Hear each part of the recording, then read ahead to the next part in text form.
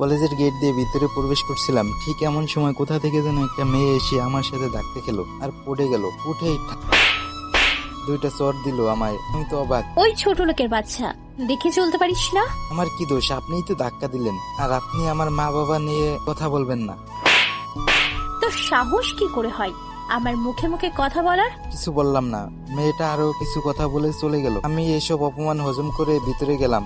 চাইলে ওকে শিক্ষা দিতে পারতাম, কিন্তু তা করলে আমি যে কাজে এসেছি তা করতে প্রবলেম হবে। যাই হোক, আমার পরিচয়টা দিয়ে দিই। আমি জাহিদ, বাবা একজন বড় বিজনেসম্যান। তারপরেও ক্ষেত সেজে কলেজে আসার কারণ আছে, তা গল্পের সাথে সাথে জানতে পারবেন। যে মেয়েটার সাথে ঝরকা হয়েছে সে দেখতে কিন্তু সেই, তবে অহংকারী বোঝাই যায়। যাই হোক, এখন গল্পে আসি। এরপর কলেজে প্রবেশ করলাম। দেখি কলেজে র্যাগিং চলছে। সোজা ক্লাসের দিকে যাব এমন সময় কেউ একজন ডাক দিল। দেখি কয়েকটা ছেলে, সিনিয়র বলে মনে হলো। ওই খ্যাত, এদিকাই। আমাকে দেখছেন? তুই ছাড়া কি এখানে কেউ আর খ্যাত আছে?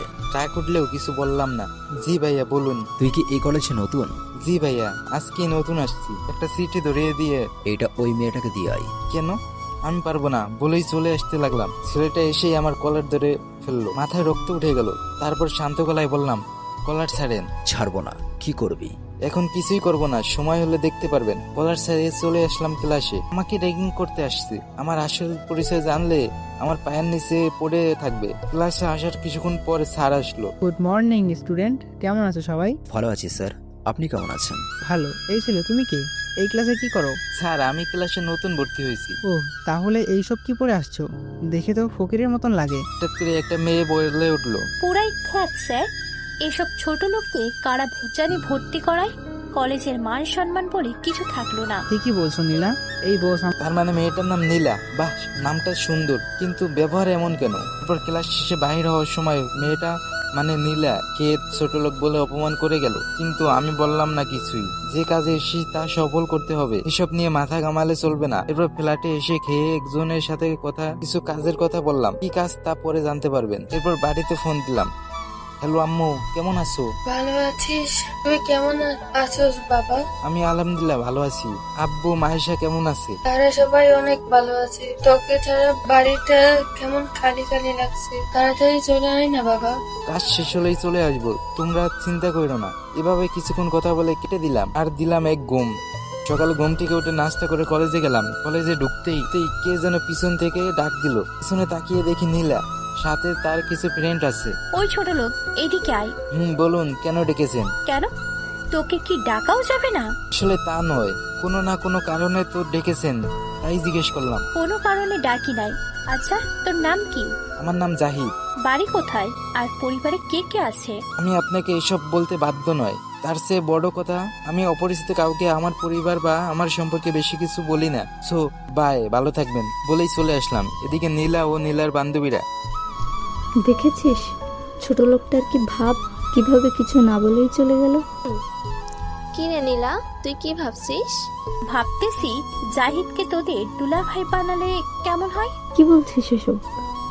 এই ছোট লোকটাকে আমাদের দুলাভাই বানাবে মানে? আসলে ওকে আমার মনে ধরেছে, মানে ওকে ভালোবেসে ফেলেছি। কি রে, কি বলছিস? ওর মতো ছোট লোককে তুই ভালোবেসেছিস? দেখে তো মনে হয় টাকা পয়সা কিছুই নেই। তাতে কি হয়েছে? আমার বাবা কি কম আছে নাকি? আব্বু যা আছে সব তো আমারই। কে তুই যা ভালো মনে করস, চল এখন ক্লাসে যাই। চল। এরপর নীলা ক্লাসে আসলো। স্যার এসে ক্লাসে পড়াতে লাগলো। দেখলাম নীলা কেমন করে আমার দিকে তাকিয়ে থাকে। আমি এসব পাত্তা না দিয়ে ক্লাস করতে লাগলাম। ক্লাস শেষে বাসায় আসলাম। একজনকে ফোন দিলাম। ভাই বলেন। তোকে যে ডিটেলস এর কথা বলছি তা পেয়েছিস? ভাই আমি আপনাকে পাঠাচ্ছি। ওকে পাঠিয়ে দে, তাহলে আজকে রাতে একটু করতে পারবো।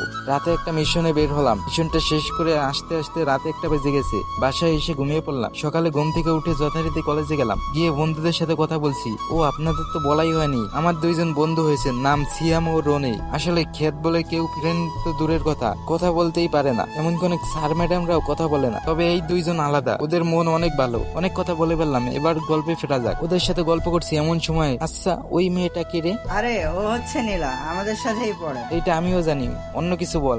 ও হচ্ছে বড় লোকের একমাত্র মেয়ে। শুনছি অনেক রাগী ও জেদি। তার চেয়ে বড় কথা হলো ও হচ্ছে এই কলেজের সব সিনিয়র জুনিয়র, এমনকি অনেক শিক্ষকের ক্রাশ। অনেকেই প্রপোজ করেছে, কিন্তু বিনিময়ে 2টা করে তারপর উপহার হিসেবে পেয়েছে। ও, কি ব্যাপার বন্ধু, হঠাৎ ওর কথা জিজ্ঞেস করতেছো কেন? আবার প্রেমে পড়ে গেল না তো? আরে তেমন কিছু না, এমনি জিজ্ঞেস করলাম আর কি। বুঝি, তবে প্রেমে পড়লে কোনো লাভ হবে না, ও তো কাউকে পাত্তাই দেয় না। প্রচুর বুঝছোস। চল এখন ক্লাসে। আপনারা ভাবছেন কেন ওদের আর কিছু বললাম না, তাই তো আসলে আমি সত্যি ওকে ভালোবেসে ফেলছি সেই প্রথম দেখায়। ভেবে রেখেছি আমার কাজটা শেষ হয়ে ওকে বলবো। প্রপোজে রাজি হলে তো হলোই, না হলে আব্বুকে দিয়ে বিয়ের প্রস্তাব পাঠাবো। আব্বুকে দিয়ে পাঠালে তারা মানা করবে না, অবশ্য আমি শিওর। তাই বলি প্রপোজে রাজি হলে তো ভালোই, না হলে আরো ভালো, ডিরেক্ট বিয়ে। কি মজা তাই না? এ মা, আপনাদের তো বলেই দিয়েছি, আপনারা আবার ওকে বলে দিয়েন না, ঠিক আছে? তাহলে গল্পে ফিরি। সবাই মিলে ক্লাস করে কিছুক্ষণ আড্ডা দিলাম, তারপর বাসায় এসে বাড়িতে ফোন দিয়ে কিছুক্ষণ কথা বলে কেটে দিলাম। কালকে ডিটেলস গুলো থেকে জানতে পারলাম যে কাজের মাস্টার মাইন্ডের ডান হাত নাকি আমাদের কলেজের পড়ে। কাজটা তাহলে আরেকটু সহজ হলো। ছবি যেহেতু আছে তাহলে সহজেই চিনতে পারবো। তবে এখন কিছুই বুঝতে দেওয়া যাবে না, আগে মাস্টার মাইন্ডকে সেইটা বাহির করতে হবে। আশা করি খুব তাড়াতাড়ি পারবো। পরের দিন কলেজের উদ্দেশ্যে রওনা দিলাম। কলেজে পৌঁছে বন্ধুদের কাছে যাবো এমন সময় কেউ একজন ডাক দিল। সেদিকেই তাকাতেই দেখতে পেলাম কিছু ছেলে দাঁড়িয়ে আছে। আপনারা কি ভাবছেন, নীলা? হা, আমার পাঠকেরা টস খেয়েছে। ছেলেটার কাছে যেতেই, কলেজে নতুন? নাম কি তোর? জাহিদ। ধর এইটা ওই মেয়েটাকে দিয়ে আয়, একটা চিঠি দিয়ে। পারবো না, আপনারটা আপনি দিয়ে আসেন। তোর আমার মুখে মুখে কথা বলার সাহস হয় কিভাবে? তুই জানিস আমি কে? শালা আমি কে সেটা জানার পর তুই এখানে প্যান্ট ভিজিয়ে ফেলবি? আসছে বড় বড় কথা বলতে, মনে মনে বললাম। ধর এইটা দিয়ে আসবি নাকি আরেকটা দিব? কিছু বললাম না। চিঠিটা নিয়ে গিয়ে ওই মেয়েটার কাছে গেলাম, গিয়ে তাকে দিলাম। মেয়েটা চিঠিটা পড়েই, তোর সাহস হয় কি করে আমাকে লাভ লেটার দেওয়ার? বিশ্বাস করুন এটা আমি দেইনি, একজন ভাইয়া বলেছে আপনাকে দিতে। মিথ্যা বলার আর জায়গা পাস না। একে তো দোষ করছো, সাথে আর একজনের দোষ দিতেছো। কলেজে সবাই আমাদের দিকে তাকিয়ে ফ্রিতে সিনেমা দেখছে, এর মধ্যেই ওই ছেলেগুলো এখানে চলে এসেছে। এসেই, কিরে সীমা, এখানে কি হয়েছে? দেখ না, ও আমাকে লাভ লেটার দেয়। কি ওর এত বড় সাহস তোকে লাভ লেটার দেই? আজ ওকে আমরা শেষ করেই দিব। আপনিই তো আমাকে বললেন এইটা এনাকে দিতে। কি বললি? তোকে তো আজ বলেই দিল মায়ের। চাইলে আমি একাই সব কটাকে পিটিয়ে সোজা করে দিতে পারি, কিন্তু এটা করলে সবার মনে সন্দেহ জাগতে পারে, আর আমার কাজটা যতটা সহজে হয়ে যাবে তার চেয়েও বেশি কঠিন হয়ে যেতে পারে। তাই কোনো প্রতিবাদ করলাম না। মারার পর ছেলেগুলো চলে গেল, আর মেয়েটা বলে গেল, আমি জানি তোর কোনো দোষ নেই, তারপরও কেন মারলাম জানোস? যাতে কেউ আমাকে প্রপোজ করার সাহস না পায়। আমার মাথাটা কেমন যেন ঘুরাচ্ছে। হঠাৎ করেই পড়ে গেলাম, আর কিছু মনে নেই। জ্ঞান ফিরতেই দেখি আমি হাসপাতালে ভর্তি। কিভাবে আসলাম, কে আনলো, কিছুই বুঝতে পারছি না। একটু পর দেখলাম বন্ধুরা আসলো, তাহলে এরাই আমাকে এখানে এনেছে। কিরে, কেমন লাগছে এখন? ভালো। আমাকে এখানে কে আনছে? আমরাই আনছি, সাথে আরো একজন ছিল। তুই মাথায় আঘাত পাইছিস তো, তাই সেন্সলেস হয়ে গেছিস। আরেকজন কে ছিল? তোর সাথে দেখা করতে আসলে দেখবি। সরি দোস্ত, আমরা তোকে সাহায্য করতে পারলাম না। আমরা জানি তুই কিছু করছিস না, শুধু তোকে মারছে। আরে ওইটা কোনো ব্যাপার না। আচ্ছা ছেলেগুলোকে একটু বলবি? আসল ছেলেটার নাম রকি, এখানকার একজন বড় নেতার ছেলে, তাই কেউ কিছু বলতে পারে না। অনেকেই বিনা দোষে মারছে। ও, আর ওই মেয়েটা হচ্ছে সীমা। বাবা এখানকার কলেজের সবচেয়ে অহংকারী রকির ফ্রেন্ড। আমার মনে হয় ওরা ইচ্ছে করে এসব করেছে, আরো অনেকের সাথেই এরকম করছে এর আগে। ও তাই নাকি? ওদের সব কটাকে তো আমি দেখেই নিব। কি দেখে নিবি? ওদের সাথে লাগতে যাবে না, ওরা অনেক ভয়ঙ্কর। হা, তোরা জানিস না ওরা আমার কাছে চুনোপুটি মাত্র।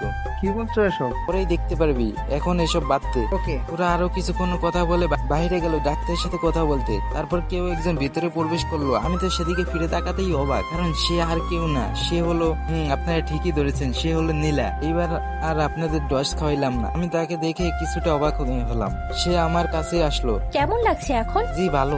আপনি এখানে কি করে? আসলে আমি ওদের সাথে তোমাকে এখানে নিয়ে আসছি। ও থ্যাঙ্কস এসবের জন্য। আরে থ্যাঙ্কস দিতে হবে না, এটাই তো আমার কর্তব্য।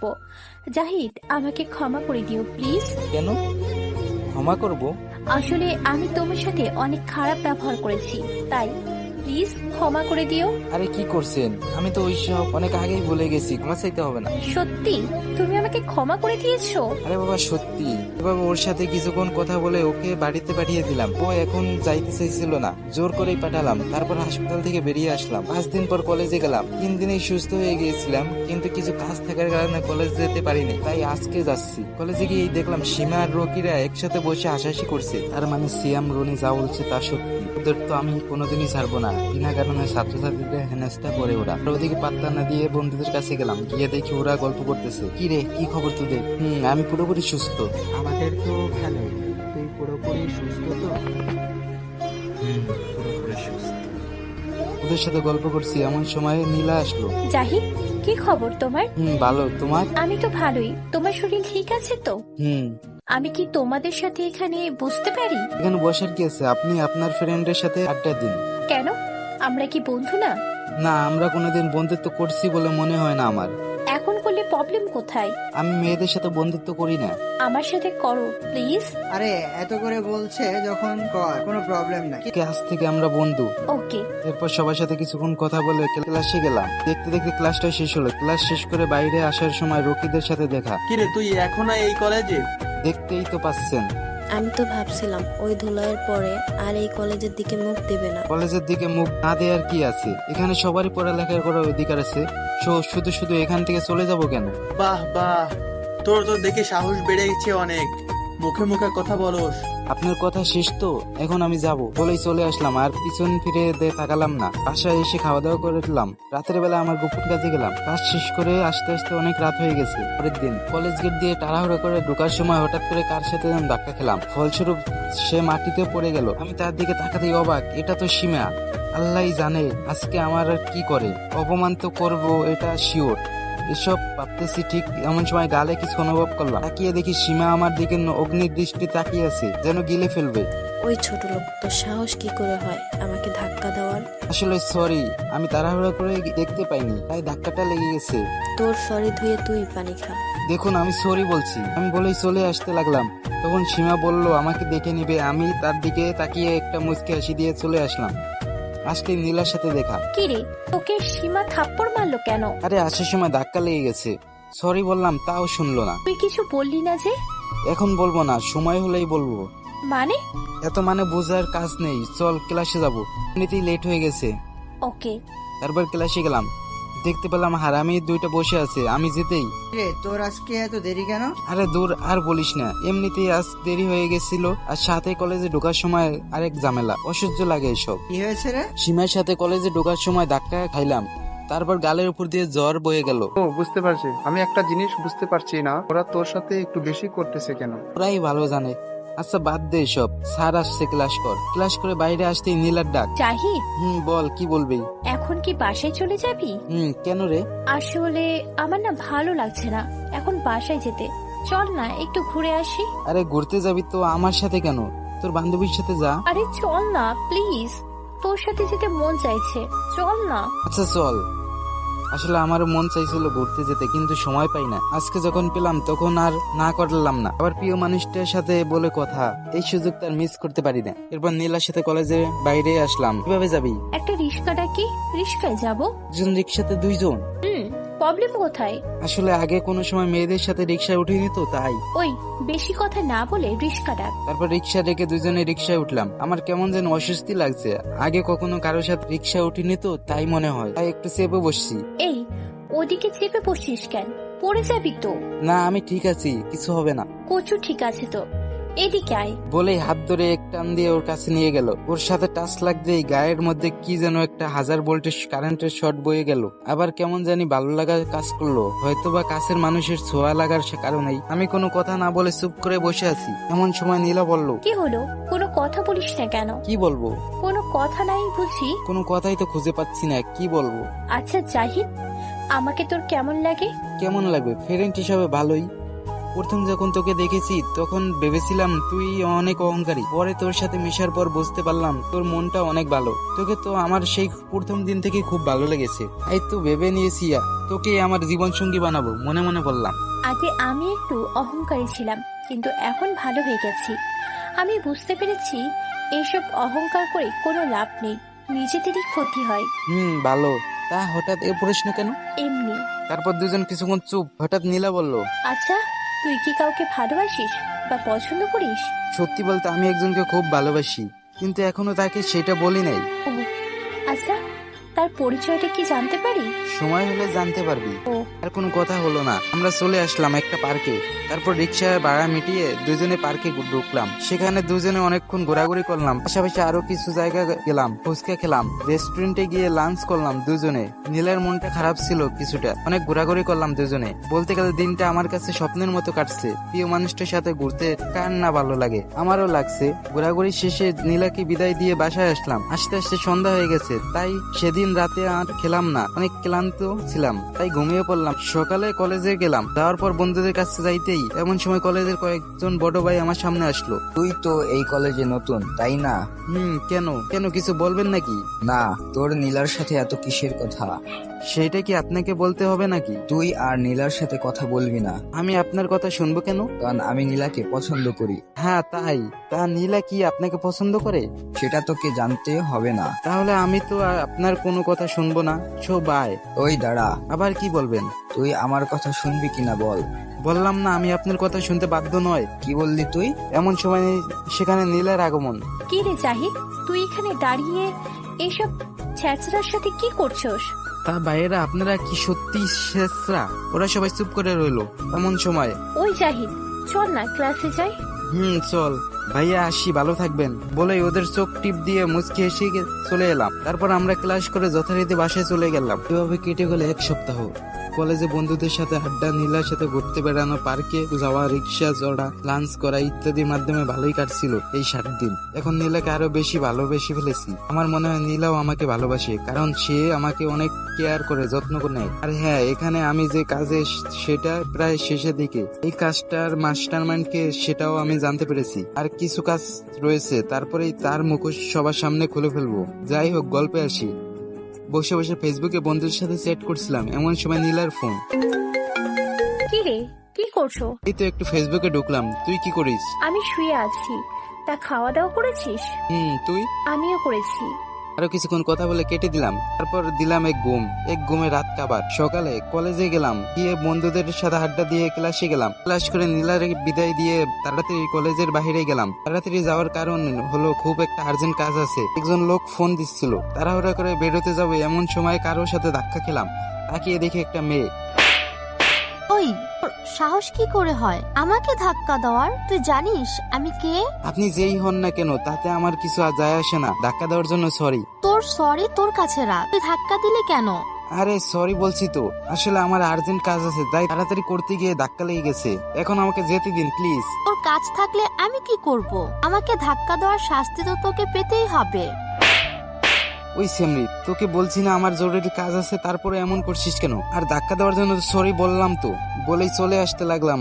আসলে কাজটা অনেক জরুরি ছিল, তাই দেরি হয়ে যাওয়ার কারণে মাথা গরম হয়ে গেছে, তাই থাপ্পড় মেরে দিছি। আসার সময় মেয়েটা বললো আমাকে দেখে নিবে, আমি তার কথায় পাত্তা না দিয়ে চলে আসলাম। বাইরে এসে তাড়াতাড়ি কাজটা শেষ করলাম, যদিও একটু লেট হয়ে গিয়েছিল ওই মেয়েটার কারণে। কাজ শেষ করে বাসায় চলে গেলাম, গিয়ে খাওয়া দাওয়া করলাম, বাড়িতে ফোন দিয়ে কথা বললাম। এরপর নীলা ফোন দিল। কি করছিস? এই তো তোর সাথে কথা বলি। তুই? আমিও তোর সাথে কথা বলি। তো খাওয়া দাওয়া করছোস? মাত্র করলাম। তুই করছিস? আমি আরো আগেই করছি। আচ্ছা, আজকে কলেজে একটা মেয়েকে দেখলাম, তোকে থাপ্পড় মারলো। কেন মেরেছে? রে, এই মেয়ে আবার কখন ওইটা দেখে ফেললো? আরে ওইটা কোনো ব্যাপার না, আসলে ওর সাথে একটু ধাক্কা লেগেছিল তাই। আরো কিছুক্ষণ কথা বলে কেটে দিলাম। তারপর ভাবতে লাগলাম কলেজের কথা। মেয়েটাকে থাপ্পড় মারা উচিত হয় নাই, ধাক্কাটা তো আমিই দিচ্ছিলাম। কি করবো, আমার দেরি হয়ে যাচ্ছিল, তাই থাপ্পড় মেরে দিচ্ছি। থাক, কালকে গিয়ে আবার সরি বলে দিব। এখন ঘুমাইতে যাই। দিলাম এক ঘুম। পরের দিন কলেজে গেলাম, গিয়ে দেখি সিয়াম আর রনি আড্ডা দিচ্ছে। আমিও গেলাম। হ্যালো গাইস, কি খবর তোমাদের? ভালোই। তোর? ভালো। এরপর ওদের সাথে আরো কিছুক্ষণ কথা বলার পর নীলার সাথে দেখা করতে গেলাম। গিয়ে দেখলাম নীলা তার বান্ধবীর সাথে আড্ডা দিচ্ছে। সেখানে একটু অবাক হলাম, কারণ সেখানে কালকের ওই মেয়েটাও আছে। মেয়েটার দিকে তাকাতেই দেখি মেয়েটা আমার দিকে রাগী দৃষ্টি তাকিয়ে আছে। নীলা। জাহিদ, তুমি দাঁড়াও, আমি আসতেছি। নীলা ওর বান্ধবীদের বলল তোরা থাক, আমি যাই। এই বলে আমার কাছে আসলো। এরপর নীলার সাথে একটু কলেজের মাঠে ঘুরলাম। তারপর নীলাকে বললাম, আচ্ছা নীলা, আজকে তোমার সাথে একটা নতুন মেয়ে এসেছে দেখলাম, ওইটা কি? ও হচ্ছে রিয়া, এই কলেজের প্রিন্সিপালের মেয়ে। ও তাই? বলি এত দিমাগ কিসের? কি করেছে ও? আরে না, তেমন কিছু না। ওই, তুই আবার ওর প্রেমে টেমে পড়ে গেলি না তো? পড়লে প্রবলেম কোথায়? ওকে রাগানোর জন্য বললাম। কি বললি? কুত্তা, তোকে আজ আমি মেরে ফেলবো। কলার চেপে ধরে। এ মা, এ তো দেখি পুরাই ফায়ার হয়ে আছে। ওইটা বলে তো ভুল করলাম। আরে ছাড়ো, কি করছো? সবাই দেখছে তো। তুই যে বললি তুই ওর প্রেমে পড়ে গেছিস। আরে তুই কাঁদছিস কেন? আমি তো জাস্ট মজা করলাম। এমনি এইসব বিষয় নিয়ে কেউ মজা করে? আমি তো সত্যি ভাবছিলাম। হয়েছে, চল এখন ক্লাসে যাই। চল। এরপর দুজনে ক্লাসে গেলাম, দুজনে ক্লাস করলাম। আমি হাফ টাইমের সময় বাইরে হাঁটছিলাম, এমন সময় রিয়া সামনে এলো। ওই ছোট লোক, তুই কালকে আমাকে মারছিলি, মনে আছে? কিন্তু ওইটার জন্য আমি দুঃখিত। কালকে আমার অনেক তাড়া ছিল, কিন্তু আপনি আমাকে দেরি করিয়ে দিচ্ছিলেন, তাই রাগ উঠে গেছিল, তাই থাপ্পড় মেরে দিছি। আর আমি তো আপনাকে ইচ্ছে করে ধাক্কা দেইনি। আমি তো ওইসব শুনতে চাইনি। আমার গায়ে হাত তোলার শাস্তি তো তোকে পেতেই হবে। কি করবেন? আমার জুতাটা মুছে দে। হোয়াট? জুতাটা মুছে দে, না হলে টিসি দিয়ে কলেজ থেকে বের করে দেব। তারপরও দিব না। তুই আমার মুখের ওপর কথা বলিস? দে জুতোটা মুছে। আমি পারবো না। তুই পারবি না মানে? তোর বাপও পারবে। আমাকে যা বলার বলছো। আমার বাবা মাকে নিয়ে কিচ্ছু বলবি না, যা এখান থেকে। তোকে আমি ছাড়বো না। বলেই চলে গেল, জানি না কি করবে। আমি ভাবতে এই কোন জায়গায় আসলাম। এক একটা মেয়ের অহংকারে পা মাটিতেই পড়ে না। আমি আছি আটকে বিপদে, এতদিন ছিল সীমা, এখন আবার রিয়া। ভাবতে ভাবতে দেখি নীলা আমার সামনে আসলো। কি রে, এখানে দাঁড়িয়ে কি ভাবছিস? কিছু না, চল। এর মাঝে একজন এসে বললো আমাকে নাকি প্রিন্সিপাল ডেকেছে। বুঝতে বাকি রইল না রিয়া কিছু করেছে। আমি তাকে আসছি বলে প্রিন্সিপালের রুমের দিকে যেতে লাগলাম। নীলা বলল আমিও যাবো ওর সঙ্গে। আমি মানা করলাম, তারপরে ও আমার সাথে গেল। রুমে প্রবেশ করতেই দেখলাম রিয়া বসে আছে। রিয়া কান্না করছে, গালে দাগ লেগে আছে। আমার একটু ভয়ে পড়ছিল, কি করবো বুঝতে পারছি না। ভয়ে ভয়ে প্রিন্সিপালের সামনে গেলাম। জাহিদ, তুমি রিয়াকে অপমান করেছো কেন? আর তাকে থাপ্পড় কেন মারছো? আমি কালকে তাড়াতাড়ি যাওয়ার সময় ওর সাথে ধাক্কা লাগে, সরি বলার পরও অপমান করে, তাই থাপ্পড় মারছি। আজকে অপমান করছে, থাপ্পড় মারছে, তাই আমিও মারছি। আব্বু, সব মিথ্যা। আরো কান্নার আওয়াজ বাড়িয়ে দিল। তোমার সাহস কি করে হয় আমার মেয়ের গায়ে হাত তোলার, ওকে অপমান করার? এখনই আমি তোকে টিসি দিয়ে দিচ্ছি। নীলা কিছু বলতে চেয়েছিল, আমি মানা করে দিলাম ইশারায়। আমাকে টিসি দিবেন, তাও আবার আপনার মেয়েকে থাপ্পড় মারার জন্য? How funny. ওই, তোর সাহস হয় কিভাবে এভাবে কথা বলার? একে তো আমার মেয়েকে অপমান করছো, আবার এখন আমার সাথে এভাবে কথা বলছো। দেখুন স্যার, আমি কিছু বলতেছি না। আপনি আপনার মেয়ের গায়ে হাত তোলার জন্য কাউকে টিসি দিতে পারেন না। ওই চুপ কর। তোকে কি তোর মা বাবা শিক্ষা দেয়নি, নাকি তোর মা বাবা তোকে নির্লজ্জের মতো এসব শিক্ষা দিচ্ছে? তোর মা বাবাও মনে হয় তোর মতো চ চ চ।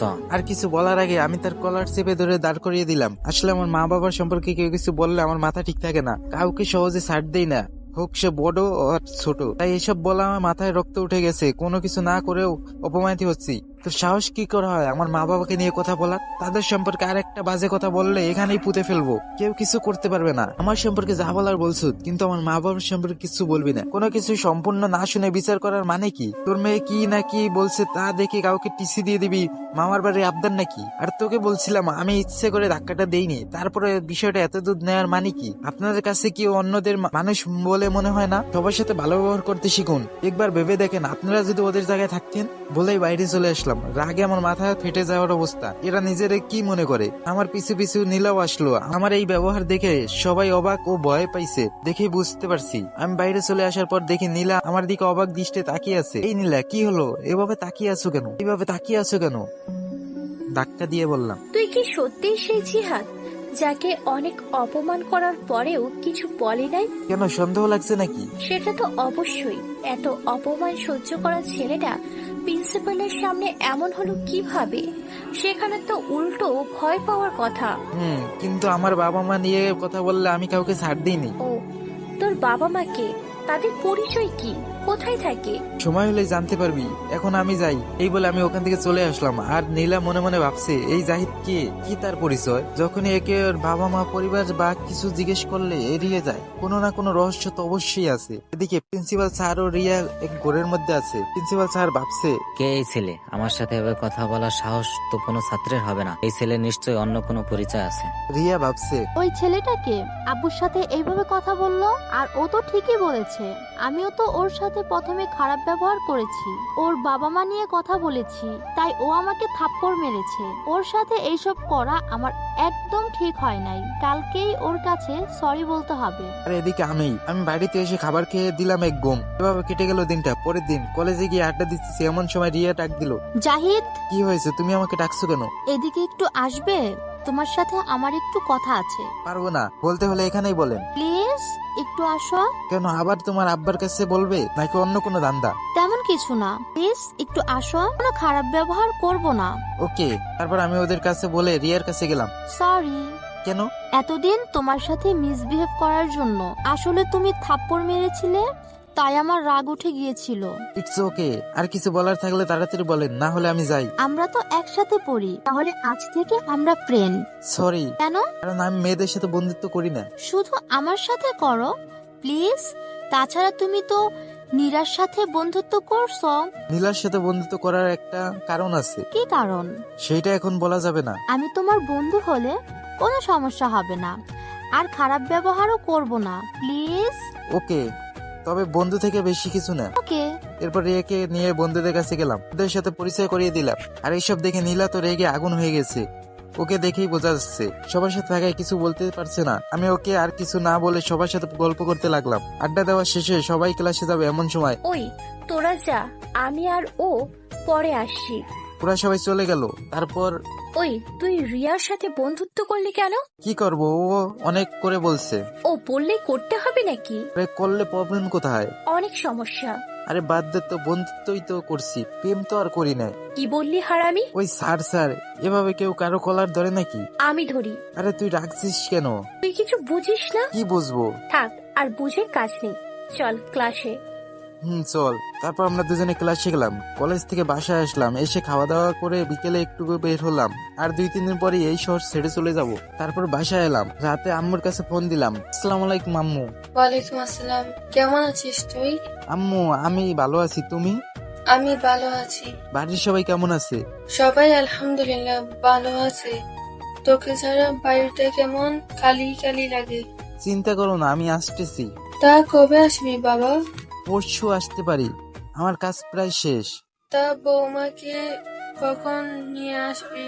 না আম্মু, আমি বাড়িতে আসার পর তোমাদের বলছি। আরো কিছুক্ষণ কথা বলে শুয়ে পড়লাম।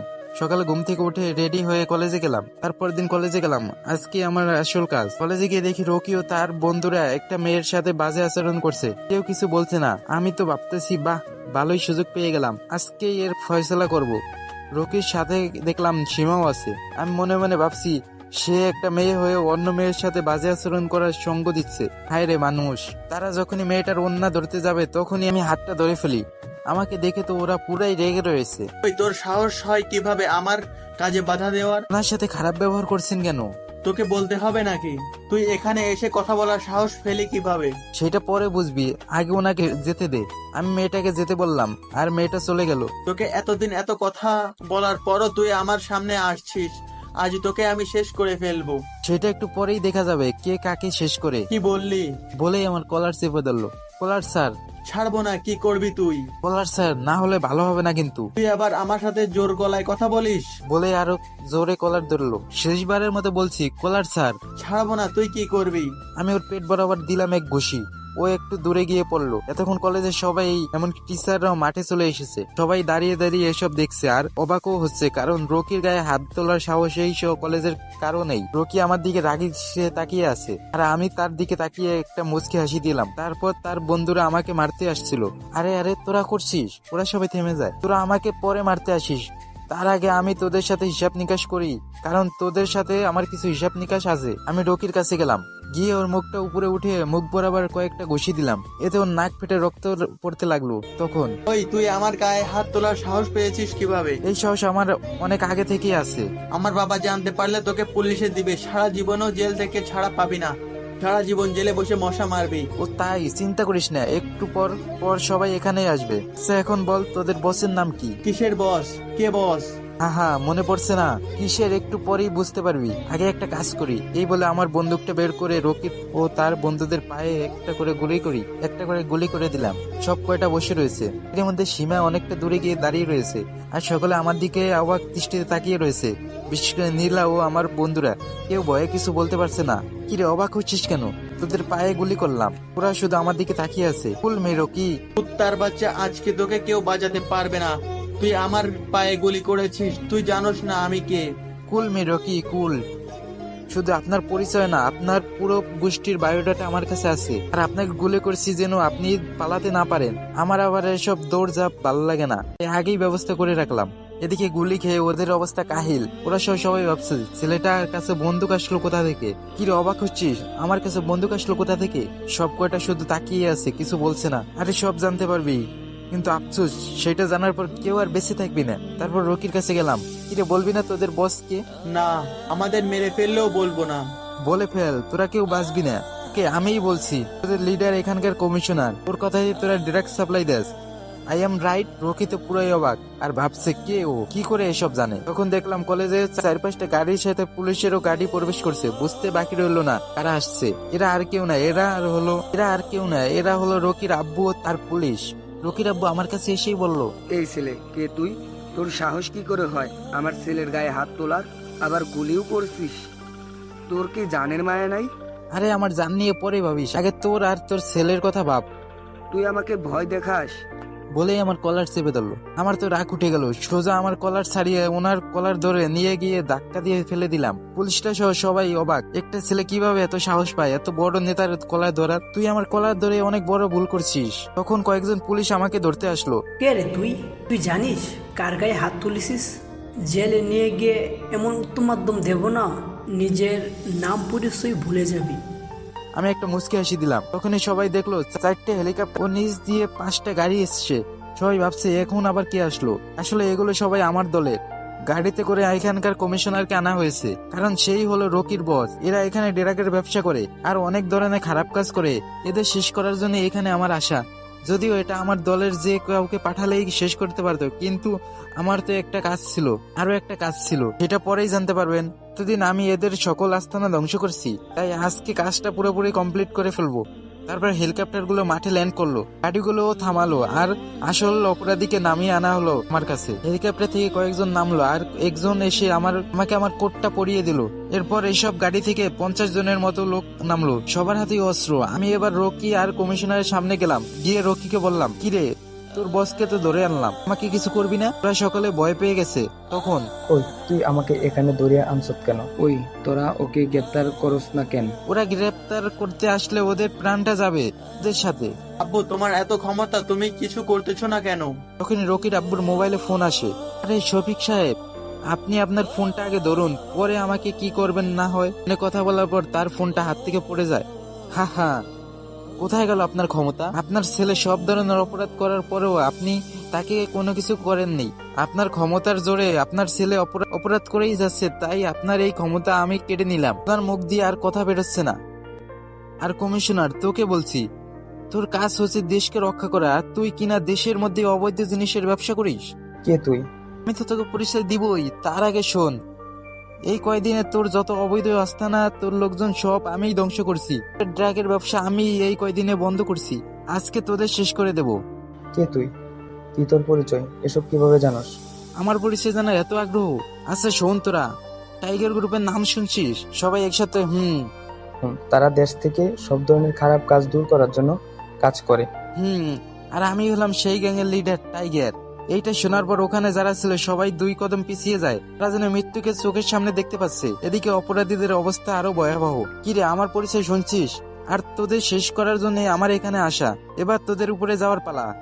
বলেই সবকটাকে উপরে পাঠিয়ে দিলাম। আর আমার লোকদের বললাম এদের লাশগুলো পরিষ্কার করতে। তারপর সকলের উদ্দেশ্যে বললাম, আপনারা কেউ ভয় পাবেন না, আমি অপরাধ ছাড়া কাউকে করি না। আমার এই কলেজে আসার মূল উদ্দেশ্য ছিল এদের শেষ করা, তা আমি করেও ফেলছি। এখন আমি এখান থেকে চলে যাব। আর একটা কথা, আজকে এই ঘটনা বাইরের কেউ যেন জানতে না পারে। বলেই সেখান থেকে হেলিকপ্টারে করে চলে আসলাম। কারোর সাথে কোনো কথা বললাম না। পরের দিন কলেজে গেলাম, এটাই শেষ যাওয়া। গিয়ে হারামিদের কাছে গেলাম। আজকে কলেজে সবাই কেমন করে তাকাচ্ছে, কারণ একে তো কালকের ঘটনা, আবার আজকে আমার গেটআপ পুরোই হিরোদের মতো। ওদের কাছে গিয়ে দেখলাম সব কয়টা একসাথে আড্ডা দিচ্ছে। কিরে, কি করো তোমরা? ভাই আপনি এখানে? ওই কে রে? কার ভাই? আপনি আমাদের ভাই। কত বড় মানুষ আপনি। কোনো ভাইটাই নাই, আমি তোদের বন্ধু ছিলাম আর থাকবো। হয়েছে, তোকে কিন্তু আজকে হিরোদের মতো লাগছে, যে দেখবে সেই ক্রাশ খাবে। হয়েছে, আর পাম দিতে হবে না। আর শোন, আমি আজকে চলে যাব, কয়েকদিন পর আবার আসবো তোদের সাথে দেখা করতে। এরপর আরো কিছুক্ষণ আড্ডা দিয়ে নীলার সাথে দেখা করলাম। নীলা, আমি এখান থেকে চলে যাব। সত্যি চলে যাবি? না গেলে হয় না? না রে, চলে যেতে হবে। অনেকদিন আব্বু আম্মু থেকে দূরে আছি। ও আচ্ছা, তোকে আমার কিছু বলার আছে। বল। এখানে না, ওদিকটাই চল। তারপর আমরা ওইদিকে গেলাম। আসলে কিভাবে যে বলি। কি বলবি, বলে ফেল। জানি না তুই কিভাবে নিবি। আসলে আমি তোকে ভালোবেসে ফেলেছি Zahid. I love you so much Zahid. Please আমাকে ফিরিয়ে দিস না। সরি নীলা, আমি তোকে ভালোবাসতে পারবো না। কেন? আমি দেখতে অসুন্দর? তুই দেখতে অনেক সুন্দর, যে কোনো ছেলে তোকে দেখলেই পছন্দ করে ফেলবে, কিন্তু আমি তোকে শুধু বন্ধু ভেবেছি। আর আমি আজকে ফিরে যাচ্ছি বলেই সেখান থেকে চলে আসলাম। আর নীলা কাঁদছে। আপনারা ভাবছেন আমি তো ওকে ভালোবাসি, কেন এমন করলাম? কারণ ওকে সারপ্রাইজ দিব, তাই ওর মুখ থেকে যেটা শোনার সেটা আমি শুনে ফেলছি। তাই এখন আব্বু আম্মুকে বলে ওর সাথে বিয়েটা ফাইনাল করে ফেলবো, আর বাসর ঘরে সারপ্রাইজটা দেবো। আপনারা আবার ওকে বলে দিয়েন না কিন্তু। ও যখন কাঁদছিল তখন ইচ্ছে করছিল ওকে গিয়ে জড়িয়ে ধরে বলি আমিও তোকে ভালোবাসি নীলা। এরপর আমি চলে গেলাম আমার আসল বাড়িতে, গিয়ে দরজা নক করলাম। আম্মু দরজা খুলে আমাকে জড়িয়ে ধরে কেঁদে দিল। কাঁদছো কেন? আমি তো চলে আসছি। বাবা, তা কেমন আছিস? ভালো, তুমি? আমিও। তুই তো শুকিয়ে গেছিস। কি যে বলো না, আমি একদম ঠিকই আছি। আব্বু আর মাইশা কই? আজকে ওরা কোথাও যায়নি, ওদের রুমেই আছে। তারপর মাইশার রুমে গেলাম, পিছন থেকে ওর চোখ তুটে ধরলাম। এই কে? বলতো কি? ভাইয়া তুই? বলেই পিছন ফিরে আমাকে জড়িয়ে ধরলো। কতদিন পর তোকে দেখলাম, তোকে ছাড়া একটুও ভালো লাগে না। হয়েছে, এখন তো আমি চলে এসেছি। কতগুলো চকলেট দিয়ে ধর এগুলো। থ্যাঙ্কস ভাইয়া। এরপর আব্বুর কাছে গেলাম। আব্বু কেমন আছো? ভালোই আছি, তুই কেমন আছো? ভালো। তারপর আব্বুকে নীলার সাথে বিয়ে ঠিক করার কথা বললাম। নীলার কথা আগেই বলছি। আব্বু বললো তাড়াতাড়ি ডেট ঠিক করে ফেলবে। আপনার তো বলাই হয়নি, বিয়ের কথা নীল আর আব্বুর সাথে আগেই বলে ফেলছে, শুধু ডেট ফিক্সড করা বাকি। নীলা জানেও না কার সাথে বিয়ে হচ্ছে। এভাবে কিছুদিন কেটে গেল। এতদিন সবার সাথে ফোনে কথা হলেও নীলার সাথে বলিনি। বিয়ের ডেটও ঠিক হয়ে গেছে, তাড়াতাড়ি হলো বিয়েটা। মধ্যে আমি আবার ঢাকায় চলে গেলাম কিছুদিনের জন্য। হঠাৎ রনির ফোন। কেমন আছো? ভালো, তোরা? আমরা সবাই ভালো আছি। তুই এখন কোথায়? আমি তো ঢাকাতে আসছি কালকে। তাহলে আজকে আমাদের সাথে মিট কর, নীলা সবাইকে যেতে বলেছি। ওকে, ঠিকানা দে। তারপর ও সব টেক্সট করে পাঠালো। আমি জানি নীলা কেন ডেকেছে। বিকালে সেখানে গেলাম, দেখি সবাই আসছে। আমাকে দেখে সবাই অবাক হচ্ছে। সবার সাথে কুশল বিনিময় করলাম। নীলা, সবাইকে কেন আসতে বলছস? এই ধর এগুলা আমার বিয়ের কার্ড। আগামী 15 তারিখে আমার বিয়ে। কি? তুই না জিহাদকে ভালোবাসিস? ও তো আমাকে বাসে না, তাই বিয়েটা করে নিচ্ছি। তোরা সবাই আগে থেকে চলে আসবি। আমার দিকে তাকিয়ে দাঁত চেপে কথাটা বললো। আমি শুধু মুচকে হাসি। তারপরে সে চলে গেল, তার নাকি কাজ আছে। জাহিদ, মেয়েটি সত্যি তোকে অনেক ভালোবাসে। তোর উপর জিদ করেই ও বিয়েটা করছে। আমিও তো তাকে ভালোবাসি। তাহলে এইসব কি? কার্ডটা খুলে দেখ। ও তাহলে এই ব্যাপার। নীলা জানে না, জিদের বসে কার্ডটা খুলেও দেখেনি। এখন ট্রিট দিতে হবে মামা। ওকে চল। তারপর ওদের ট্রিট দিয়ে চলে আসলাম। এভাবে বিয়ের দিন ঘনিয়ে এলো। আজ গায়ে হলুদ। বাসায় অনেক কষ্টে ম্যানেজ করে বন্ধুদের সাথে নীলাদের বাসায় গেলাম। নীলার সাথে দেখা করলাম। ও আমাদের করুণ দৃষ্টিতে তাকিয়েছিল। তারপর সবাই ওর গায়ে হলুদ দিল, আমিও একটু দিলাম। যাই হোক, হবু বউ বলে কথা। হলুদের শেষে একটা পিস্তি এসে আমাকে বললো নীলা নাকি আমাকে ছাদে ডেকেছে। আমি নীলার কাছে গেলাম। কি রে, কেমন আছিস? খুব ভালো, তুই? দেখতেই তো পাচ্ছিস। তুই কি আমায় সত্যি ভালোবাসিস না? কাল তোর বিয়ে, এখন এসব কথা বাদ দে। বিশ্বাস কর জাহিদ, আমি তোকে অনেক ভালোবাসি। চল না আমরা পালিয়ে যাই। এসব সম্ভব না, কাল তোর বিয়ে, তুই বিয়ে করে নে। তোর জন্য ভালো কিছু অপেক্ষা করছে। এই বলে চলে আসতে লাগলাম। আমি কিন্তু নিজেকে শেষ করে ফেলবো। আমি দাঁড়িয়ে গেলাম। যদি সত্যি ও কিছু করে ফেলে? তুই কি সত্যি আমাকে ভালোবাসিস? অনেক। তাহলে তুই নিজের কোনো ক্ষতি করবি না, এই তোর ভালোবাসার কসম। আর আমি কালকে তোর বিয়েতে আসতে পারবো না, আমার একটা কাজ আছে। বাই। এরপর দেখলাম নীলা কেঁদে দিয়েছে। অনেক খারাপ লাগছে। ইচ্ছে করছে ওকে জড়িয়ে ধরে সব বলে দিই, কিন্তু এখন করব আর মাত্র একদিন, কালকেই সব ঠিক হয়ে যাবে। ওই সোজা বাসায় আসলাম। আমার গায়ে হলুদ হলো পরের দিন বিয়ের দিন। রেডি হয়ে সবাই মিলে নীলাদের বাড়িতে গেলাম। গেটের ঝামেলা মিটিয়ে বাড়িতে প্রবেশ করলাম। তারপর বিয়েটা সম্পন্ন হলো। সব আয়োজন এমন ভাবে করছি যাতে নীলা কিছু বুঝতে না পারে। ছাদে দাঁড়িয়ে আছি। জাহিদ, রুমে যাস না কেন? নীলা একা একা বসে আছে। ভাই, বিড়ালটা ভালোভাবে মারি। দেখছি, আবার তোকে দেখার পরেও কিন্তু ফুল ফায়ার হয়ে থাকবে। পরে দেখা যাবে, বিড়ালি ওকে মেরে বসে। তারপর ওরা রুমের সামনে নিয়ে আসলো। ঢুকতেই ভয় করছিল, জানি না আমাকে দেখার পর ও কি রকম রিয়েক্ট করবে। তারপর 100 গ্রাম সাহস নিয়ে ঢুকে পড়লাম রুমে। শুনেছি বাসর রাতে বউ নাকি স্বামীকে সালাম করে, কিন্তু আমার বউ তো করলো না। ওর সামনে যেতেই একটা ছুরি বের করলো। বলতে বলতে কেঁদে দিল। মেয়েটা একটু বেশি ইমোশনাল।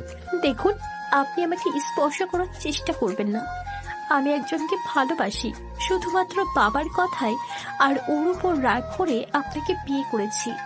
আপনাকে আমি স্বামী হিসেবে মানতে পারবো না। কিন্তু আমাকে যে স্বামী হিসেবে মানতেই হবে, না হলে জোর করে সব আদায় করব। জোর করলে ভালো হবে না কিন্তু। কি ভালো হবে না শোনা, বলেই ওর হাতটা ধরে টান দিয়ে বুকের মধ্যে নিয়ে আসলাম। ও মুখ তুলে আমার দিকে তাকাতেই অবাক। তুমি এখানে? আমি থাকবো না তো কে থাকবে বাবু? আমার স্বামী কোথায়? আমিই তো তোমার স্বামী। সারপ্রাইজটা কেমন লাগলো জান? খুব খারাপ, তুমি আমাকে অনেক কষ্ট দিয়েছো। তুমি আমার সাথে কথা বলবে না? সে কি, তোমাকে পাওয়ার জন্য তোমার কলেজ পর্যন্ত ভর্তি হলাম, আর তুমি বলছো তোমার সাথে কথাই বলতে না? মানে? তোমাকে একটা পার্টিতে দেখে আমার ভালো লেগে যায়, তাই তোমাকে পাওয়ার জন্য আমি তোমাদের কলেজে ভর্তি হয়েছিলাম। তাহলে আমাকে কষ্ট দিলে কেন? তোমাকে পরীক্ষা করলাম আমাকে সত্যিই ভালোবাসো কিনা। ও, চলো 2 রাকাত নফল নামাজ পড়ে আসি। তারপর নামাজ পড়লাম। জান একটু আদর করো না। একদম না ফাজিল, তুমি আমাকে অনেক অনেক কষ্ট দিয়েছো, তাই আজ থেকে তুমি আমাকে টাচ করতে পারবে না। তা তো হবে না শোনা, বলেই ওকে কোলে তুলে নিলাম। তারপর খাটে শুয়ে দিলাম। তারপর ওর ঠোঁটের দিকে এগোতে লাগলাম। আমি দেওয়ার আগেই ও আমার ঠোঁটের সাথে ওর ঠোঁট মিলিয়ে নিল। তারপর আর জানি না, কারণ আমি এখন বিয়েই করিনি। আপনারা জানতে চাইলে বিয়ে করে নেন। সমাপ্ত। আমি জানি গল্পটা ততটা ভালো হয়নি, কারণ অনেক ব্যস্ততার কারণে গল্পের এন্ডিংটাও ভালো হয়নি। তারপরে যারা পড়ছেন তাদেরকে অসংখ্য ধন্যবাদ। তারপরে যারা শুনছেন তাদেরকে অসংখ্য ধন্যবাদ। আমাদের চ্যানেলটা সাবস্ক্রাইব করে রাখবেন।